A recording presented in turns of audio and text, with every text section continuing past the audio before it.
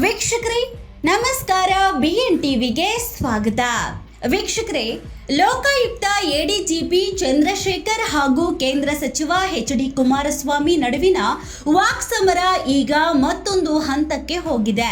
ಕೇಂದ್ರ ಸಚಿವರನ್ನ ನಿಂದಿಸಿದ ಅಧಿಕಾರಿಯ ವಿರುದ್ಧ ಕ್ರಮ ಕೈಗೊಳ್ಳುವಂತೆ ಆಗ್ರಹಿಸಿ JDS ನಿಯೋಗ ಕರ್ನಾಟಕ ಸರ್ಕಾರದ ಮುಖ್ಯ ಕಾರ್ಯದರ್ಶಿಗೆ ಮನವಿಯನ್ನ ಸಲ್ಲಿಸಿದೆ.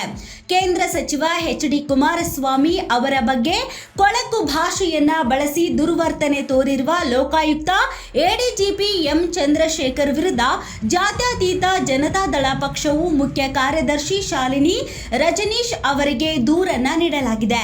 JDS ಶಾಸಕಾಂಗ ಪಕ್ಷದ ನಾಯಕ CB ಸುರೇಶ್ ಬಾಬು ನೇತೃತ್ವದ ಶಾಸಕರ ನಿಯೋಗ ಮುಖ್ಯ ಕಾರ್ಯದರ್ಶಿ ಅವರಿಗೆ ದೂರು ನೀಡಿ ಕೂಡಲೇ ಕಳಂಕಿತ ಅಧಿಕಾರಿ ಚಂದ್ರಶೇಖರ್ ವಿರುದ್ಧ ಕಠಿಣ ಕ್ರಮ ಕೈಗೊಳ್ಳಬೇಕು ಎಂದು ಒತ್ತಾಯವನ್ನ ಮಾಡಿದ್ದಾರೆ. ಭ್ರಷ್ಟಾಚಾರ, ದುರ್ನಡತೆ, ಸುಲಿಗೆ ಮುಂತಾದ ಕ್ರಿಮಿನಲ್ ಪ್ರಕರಣಗಳಲ್ಲಿ ಭಾಗಿಯಾಗಿರುವ ಎಡಿಜಿಪಿ ಎಂ ಚಂದ್ರಶೇಖರ್ ಅವರನ್ನ ಕೂಡಲೇ ಭಾರತೀಯ ಸೇವೆಯಿಂದ ಅಮಾನತುಗೊಳಿಸಿ ಉನ್ನತ ಮಟ್ಟದ ತನಿಖೆ ನಡೆಸುವಂತೆ JDS ಶಾಸಕರು ಒತ್ತಾಯ ಮಾಡಿದ್ದಾರೆ.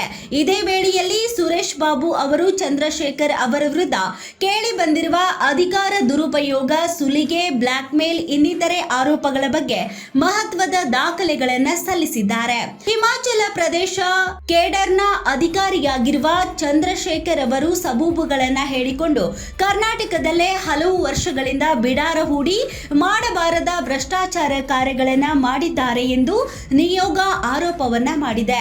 ಭೂಮಾಫಿಯಾ ಜೊತೆಗೆ ಶಾಮೀಲಾಗಿರುವ ಚಂದ್ರಶೇಖರ್ ಬೆಂಗಳೂರಿನಲ್ಲಿ ಸಮಾಜ ವಿರೋಧಿ ಶಕ್ತಿಗಳ ಜೊತೆ ಶಾಮೀಲಾಗಿ ಕೈ ಜೋಡಿಸಿ ಅನೇಕ ಕಡೆ ಭೂ ಮಾಲೀಕರನ್ನ ಹೆದರಿಸಿ ಬೆದರಿಸಿ ಹಣ ವಸೂಲಿ ಮಾಡಿದ್ದಾರೆ. ಅಲ್ಲದೆ ಕೆಲವು ಪ್ರಕರಣಗಳಲ್ಲಿ ದೊಡ್ಡ ದೊಡ್ಡ ಕಟ್ಟಡ ನಿರ್ಮಾಣಗಾರರಿಗೆ ಕಿರುಕುಳವನ್ನ ನೀಡಿದ್ದಾರೆ. ತಮ್ಮ ಕೆಳ ಹಂತದ ಅಧಿಕಾರಿಗಳನ್ನ ಹಣ ತಂದು ಕೊಡುವಂತೆ ಪೀಡಿಸಿದ್ದು ಈ ಸಂಬಂಧ ದೂರುಗಳು ದಾಖಲಾಗಿವೆ. ಆದರೂ ಇದುವರೆಗೂ ಈ ಅಧಿಕಾರಿ ವಿರುದ್ಧ ಯಾವುದೇ ಕ್ರಮ ಇಲ್ಲ ಎಂದು ನಿಯೋಗ ಆರೋಪವನ್ನ ಮಾಡಿದೆ. ಬಳಿಕ ಮಾಧ್ಯಮಗಳ ಜೊತೆ ಮಾತನಾಡಿದ ಸುರೇಶ್ ಬಾಬು, ಕೇಂದ್ರ ಸಚಿವ ಕುಮಾರಸ್ವಾಮಿ ಅವರು ದಾಖಲೆಗಳನ್ನ ಇಟ್ಟುಕೊಂಡೇ ಅಧಿಕಾರಿ ವಿರುದ್ಧ ಆರೋಪವನ್ನ ಮಾಡಿದ್ದಾರೆಯೇ ಹೊರತು ವೈಯಕ್ತಿಕ ಟೀಕೆ ಮಾಡಿಲ್ಲ.